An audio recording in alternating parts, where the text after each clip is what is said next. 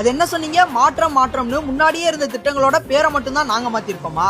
அப்ப இது என்ன பாஸ்? தமிழ்நாட்டுல பர்த் சர்டிபிகேட்ல ஆரம்பிச்சு community certificate, income certificate, marriage certificate, death சர்டிபிகேட்னு இப்படி எந்த சர்டிபிகேட் வேணும்னாலும் அதை நம்ம ஆன்லைன்லயே அப்ளை பண்ணிக்கலாம். ஆனா அது எப்ப நம்ம கைக்கு வரும்னு யாருக்கும் தெரியாது. சரி, ஏன் இப்படி லேட் ஆகுதுன்னு நீங்க விஏஓ ஆபீஸ்க்கோ தாசில்தார் ஆபீஸ்க்கோ போய் கேட்டீங்கன்னா அங்க அவங்க 1008 காரணம் சொல்லி உங்களை அலைய விடுவாங்க.